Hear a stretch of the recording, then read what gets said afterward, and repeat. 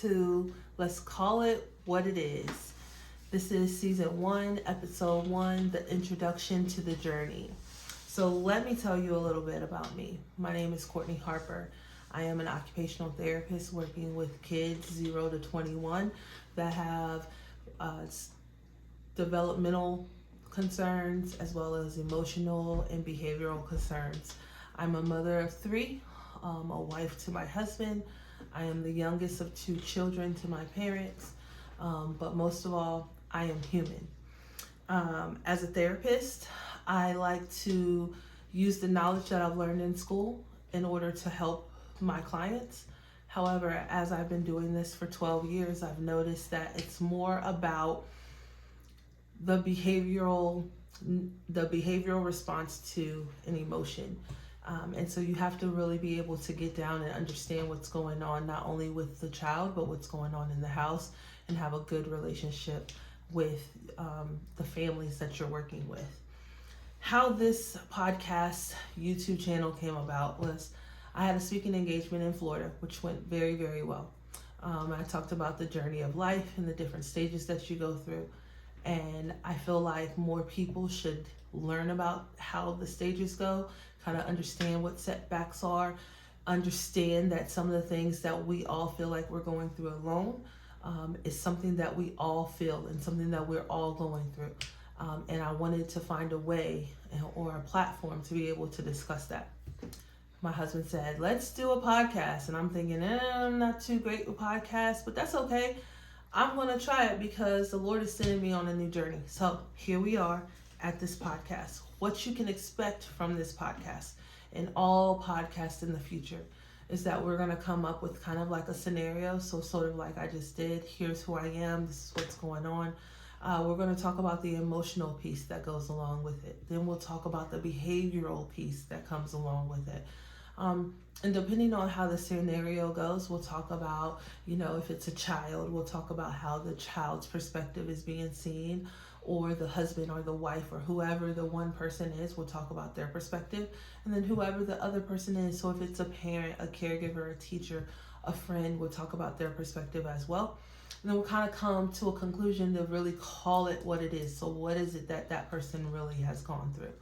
So in this journey of me being able to do this podcast, my feelings about it was, I don't know, am I capable? Do I have the information that I need to be able to provide people with a message? Do I have people who want to hear this message?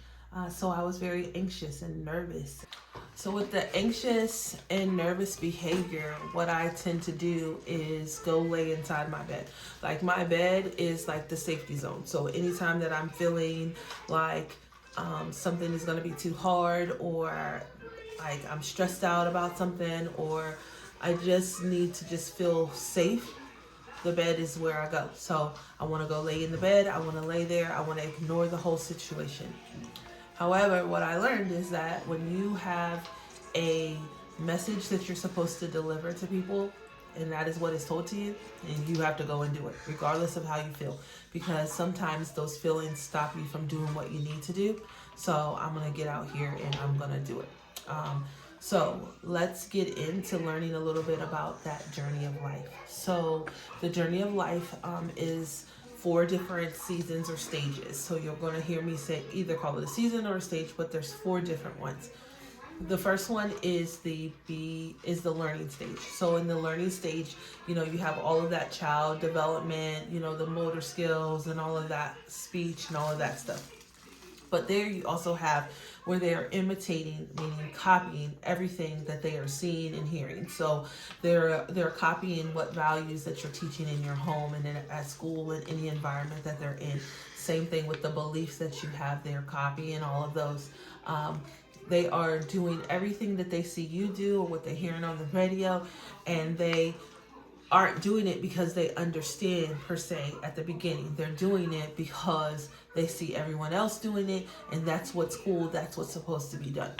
So one thing that is kind of a pet peeve is when you hear a lot of people say, oh, well, my kid is just a bad kid. Well, your kid is a bad kid, maybe because they're imitating bad behaviors. And if they're imitating bad behaviors, you have to figure out where those behaviors are coming from. So I'm not going to say that the imitation of the bad behavior is coming from you, the parent.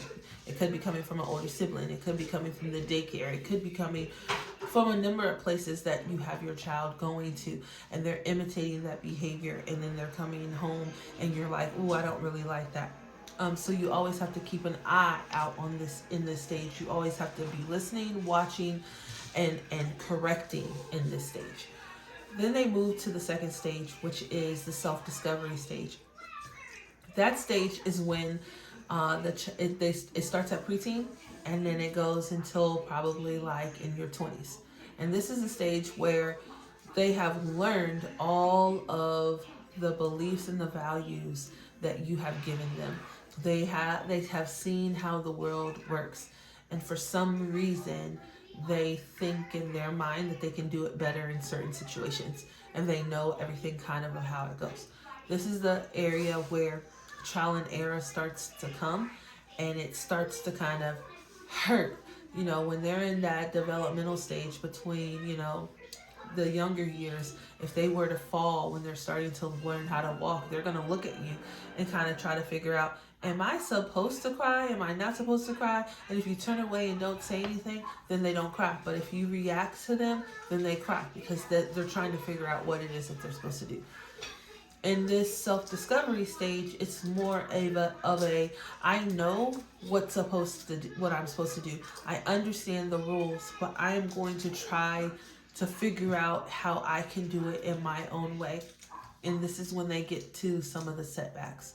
So in later episodes, I'll talk about setbacks and how to get through them. But what we need to know about setbacks in this area is the setbacks help us to get to the boundaries that we need. So if you're hanging out with someone and you go out and then you get in trouble because you weren't supposed to be going out with this person, and then the person like goes in school and makes fun of you because your parents were extra strict and all of that, and you don't like that because you already have an idea in your mind what friends should be, then now you have created your own belief. And with that belief, you have created your own boundary. So now that person you may not call your friend anymore. That's a person that you're going to be like, okay, I can speak to you in school, but I'm not going out with you anymore. So they start to create their boundaries. As they get older and they understand their boundaries and they started to create their beliefs, then they get into stage or season 3. And this is the introspective stage. This stage is when you are looking at your dreams and setting the goals that you want to achieve, and you are trying to reach those goals. Again, in later episodes, we'll talk about the purpose of what dreams are and how they help you. But basically, in a nutshell, what's going to happen is you're going to go and you're going to start reaching for these dreams. But every dream has steps to get to those dreams. And so you're learning and you're growing in those steps. Also, in the steps to get to the dreams, you're also going to have some setbacks. But in these setbacks, again, you're going to create new beliefs. When you create these new beliefs, you're going to come up with a lot more characteristics of yourself. You're going to start hanging out with people that have the same characteristics that you have. You're not going to really depend on some of the old friendships or some of the old situations that you want to do, because now you're looking for those long-lasting relationships. You're looking for those commitments, long-lasting commitments that can take you on and help you to get to where you need to go. After stage 3, then we get into stage 4, which is the legacy stage. This is the stage where you start to think about like end of life kind of stuff. I'm getting older. I'm now in the retirement stage now. I'm thinking about my health and my well-being after, making plans with your family of what they need to do and how you want the end of life to look for your family. Also, when you're doing this, you're kind of looking at what your purpose was, not so much as what's my purpose and what I need to do to meet that purpose, but what I really felt my purpose was, and what is it that I'm going to be leaving to my family. You know, sometimes you see on the movies where, you know, the grandma is about to pass away and she calls all the kids up, and then she talks to each kid individually and kind of tells them a little something about what they need. If the kid isn't having their life together, then they're like, you know, you really need to get your life together, and like just really advising the family and the younger generation to what to expect and what to do. And then at the end of that, that's the end of life, and that's just how the cycle goes. So when you look at it from the perspective of there's certain things that you're going to get in each stage of life, you can also break those stages down even more to all of the different things that you're going to get out of those, the roles, the routines, the habits, the behaviors. And again, as this podcast goes on, we will talk about all of those things.